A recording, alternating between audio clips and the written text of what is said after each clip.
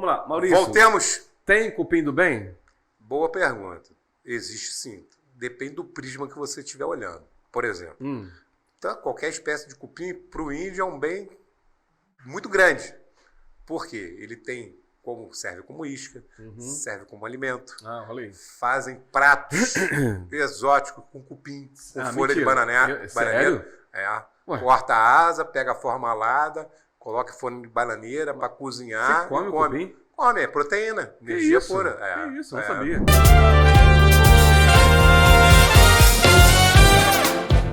É verdade. Novidade para mim. Então, isso aí é uma parte do que faz bem ou não. Ou não. O que é considerado por ser humano ruim é com relação à sua casa. Você pega lá, faz sua cozinha planejada. Claro. Tá na sua casa, é um prejuízo. Ele é do mal, né?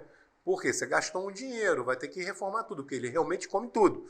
Aí ele é do mal, tá? Mas como eu te falei, ele faz uma função dele na natureza. Seria o quê? Acabar com grandes troncos que estão atrapalhando o caminho. A função básica é essa. E também as outras espécies de cupim têm uma gama variada que dá muito pé de mangue. Esse cupim que dá no mangue, ele é muito importante também. Mas o mangue não é um lugar muito úmido? Sim. Então, o nome do cupim desse, já que você tocou no assunto, cupim de umidade. É uma espécie que tem. E ele é muito comum em áreas de mangue e participa da deterioração, formação de fungos, formação de bactérias que depois vai formar carne, porque eles servem de alimento para caranguejo, para pequenos peixes e outros animais, tá? Isso é considerado cupim do bem. Ok? Existe isso também. Então tá? Esse é cupim do bem. São chamados cupim do bem. Mas tudo você tem que olhar pelo prisma, se alguém vai utilizar aquilo ou não. Tá dando para entender? Tá dando para entender. Por exemplo, esse cupim arborícola, que é o cupim de árvore, que é o Nasute termes, os índios usam muito ele. Por quê? Porque lá é floresta, então tem um monte, como tem um monte aqui em Maricá e Itaboraí. Tem bastante. No meio da natureza, então, no caso, o cupim não é... A gente não pode olhar para o lado do mal. Não pode. Boa observação, não pode. Tem que estar sempre fazendo bem. Isso. Por quê? Vai servir até de alimento. O índio malandramente quebra aquele cupinzeiro que está na linha d'água, por cima da água, e cai. Quando cai, aquelas larvas do cupim, os cupins, os operários, soldados, tudo que tiver ali, o peixe fica doido. Porque pro peixe... Então, aí o índio vai, aquele cupim vai auxiliar. Não sei se você conhece, a Nelma Alves, né? Ela mandou perguntar o seguinte: o cupim de madeira, como fazer a detetização? Posso fazer sozinha ou tem que contratar uma empresa? O certo é contratar uma empresa. Por quê? Cara, você vai ter como... Primeiro, saber que tipo de cupim é. Né? Se é cupim os três principais, né? Cupim de madeira seca, cupim de árvore e cupim de solo. Tá? Isso aí... Esse cupim de madeira seca, nós já conversamos já. Todos eles têm o mesmo ciclo, fazem o mesmo processo. O de madeira seca é mais peça antiga. É muito comum atrás de em quadros, em pecinhas pequenas. Esse que é o cupim de madeira seca. Sim. Agora vamos para os dois principais. Eu vou dar uma coisa didática que vocês vão entender. Só para não perder o fio da meada aí, porque você já falou, mas de repente ela não ouviu, de repente, ou entrou agora no programa. E ela perguntou o seguinte: esse cupim de madeira é o mesmo que aparece em tempo quente voando? Como eu falei, isso. Todos os cupins fazem o mesmo ciclo. Sim. Então, toda a colônia de cupim, de 6 em 6 meses, se não tiver interação do ser humano, ou se as condições meteorológicas de temperatura, de umidade, estiverem favoráveis, ele vai sair voando mesmo. É muito comum, quando o dia está muito quente, e está na época mais ou menos dos aviãozinhos estão preparados, aí dá aquela chuvinha fina, a cupinzada vai levantar voo. Vai levantar voo. Isso existe mesmo. Agora, para entendimento, para o pessoal de casa, assim, tirar a dúvida principal. Claro. Os dois de maior incidência são o Nasute termes, que é o chamado cupim de árvore, e o cupim de solo, que dá muito em Itaboraí e Maricá. Aliás, o de árvore também dá em todos os dois municípios. Por quê? Nós somos, Maricá e Itaboraí, cidades tanto urbanas como rurais. Perfeito. E essas coisas se misturam, não tenha dúvida. Bom, vamos supor que isso aqui é uma árvore. Cupim de solo vai vir por baixo da árvore, vai comer o núcleo denso da árvore. Para quê? Para ele tentar jogar essa árvore no chão. Não faz isso sozinho, ele só deixa a oca. Quem vai fazer se a árvore for muito frondosa, aquelas folhas forem largas, vai fazer a atuação de igual uma vela de veleiro. Ela vai, sobre a influência da chuva e do vento, vai cair. Aí ela no chão, ele vai acabar de pulverizar ela. É a função dele na natureza. Perfeito. Transformar aquela celulose em pó. Então Deus, quando criou, deve ter pensado nisso. Claro. Acabar com esses troncos gigantescos através do cupim. Tá? E aquele cupim vai servir de alimento para tamanduá e outros animais. Claro. Certo? Deu para entender? Legal. Deu para entender, ficou bem explicado. O solo é tranquilo. Tranquilo.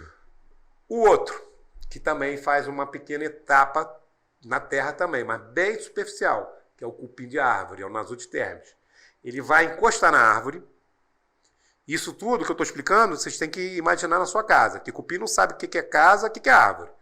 Ele passa pela casca da árvore, esse cupim de árvore, que é o Nasutes termes, vai subir para o ponto mais alto que ele encontrar e vai se alojar aqui, num ramo da árvore. Então, se a árvore tinha 5 ramos só, uma árvore pequena, ele só vai comer 1. E vai ficar lá há muito tempo, 34 anos, que é uma rainha dura ali. É tempo pra caramba. Muito tempo. E esse ramo de árvore, uma hora a celulose acaba aqui. Aí o que ele faz? Ele vai e passa para o outro ramo. E forma igual uma casa de marimbondo. Você vê aquela bolona? É cupim de árvore, provavelmente. Tá? Então, o que eu chamo ele? Eu chamo ele de o Zeca Pagodinho dos cupins, é o malandro. Porque ele sobe logo, ele sai do chão.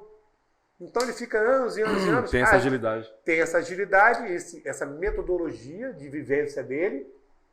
E aqui no alto, ele está livre de galinha da Angola, lagarto, tamanduá, gambá, coruja não, que voa, ainda alcança ele um pouquinho. Então todos os predadores deles são mais rasteiros. Esse cupim é um espertinho. Então, pessoal que está em casa aí, o que acontece? É só raciocinar um pouquinho.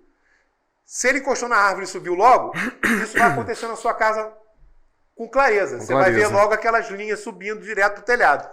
Então, ele tem um potencial destrutivo bem menor que o cupim de solo. Então, geralmente dá muito em varanda, muito naquelas pérgolas. Então, sobe e já contamina o telhado. Para fazer esse tipo de tratamento, é outro manejo. Perfeito. Por quê? A gente vai ficar mais preocupado em tratar aquele telhado. Por quê? Às vezes ele é muito proliferativo, faz linha para tudo. É por isso que os caibros de telhados, com certo tempo, começa a apodrecer. Mas não é todos não, tá? Por quê?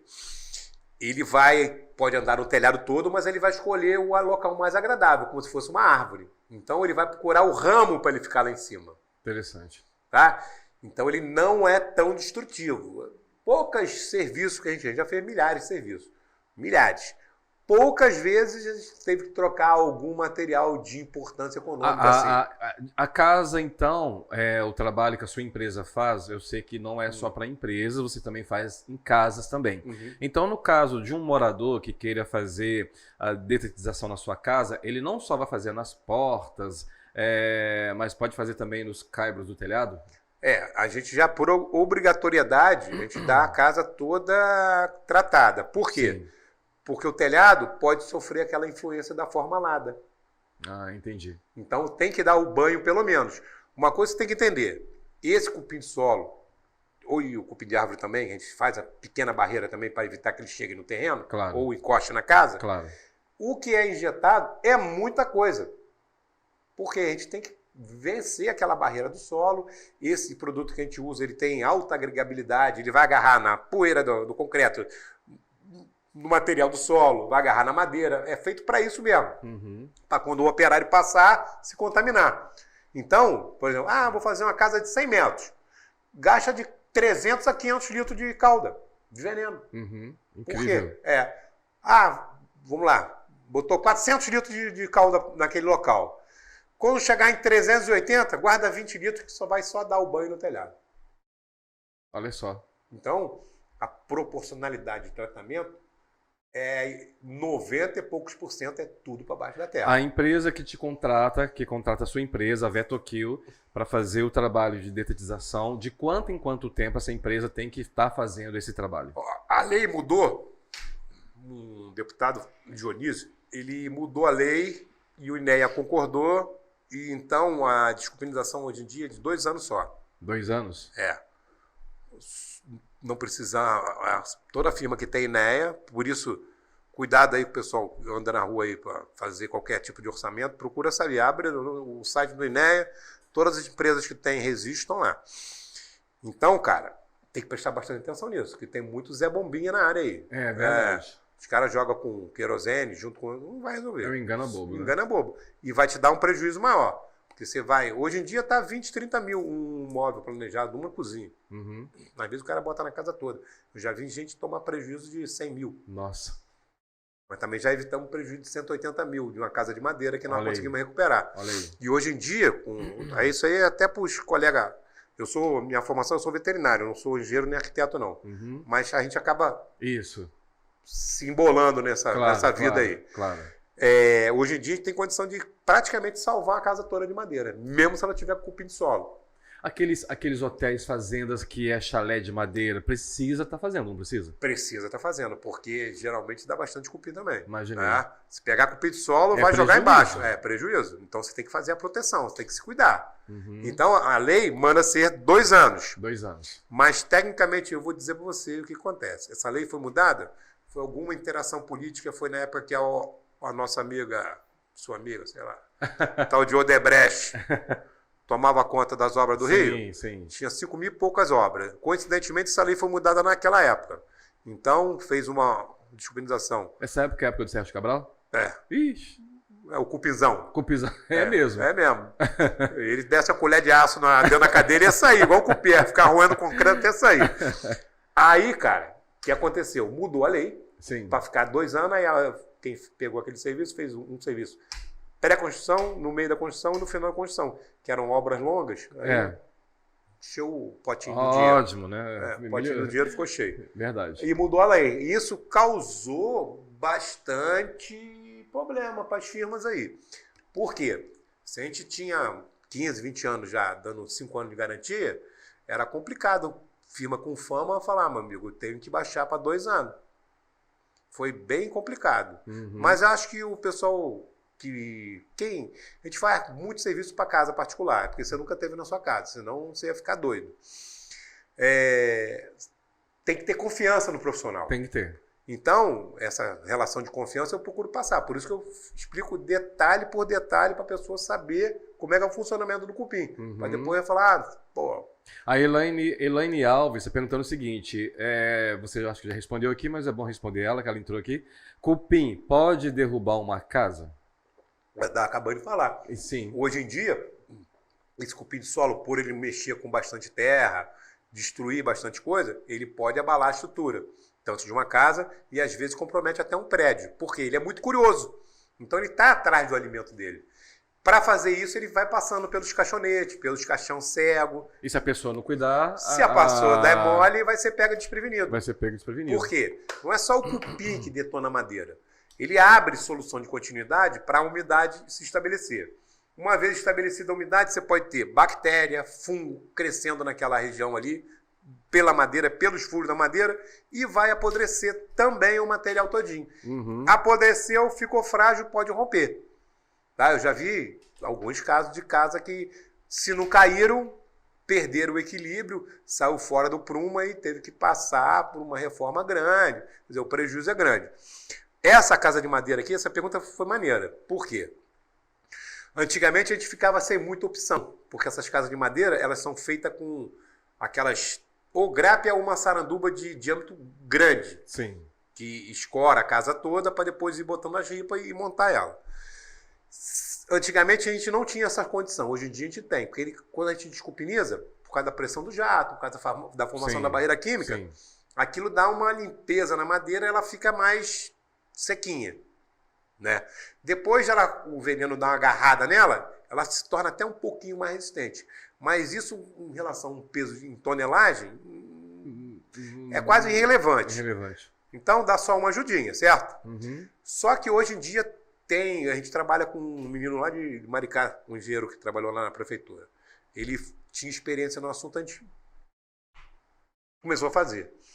O que vem a ser? É o grout, é um concreto líquido, pega-se os pilares todinho da casa, você mumifica com fita crepe grossa de um rolo grande, mumifica aqueles pilares, vai na cabeça daquele pilar e começa a injetar o grout.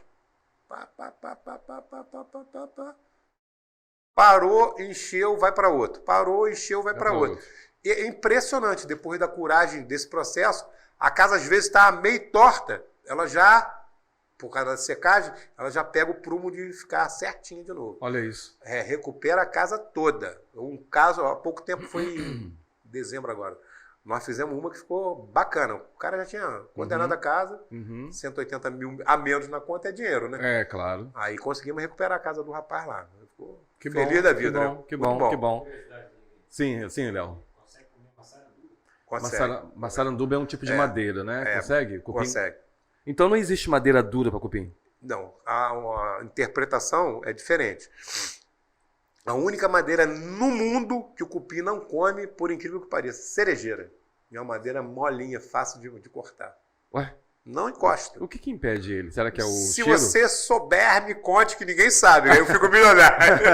Então a cerejeira ele não... Não encosta, não encosta. Já peguei armário que o cupim de sola, às vezes ele tá... Sim. A construção tá pertíssimo da colônia e a casa fica fechada e fica à vontade. Eu já peguei armário dele, cobrir de terra um armário, a gente tratar, remover aquela terra toda com milhões de cupim e ele nem encosta na cerejeira. Caramba. Nem encosta. Vou falar.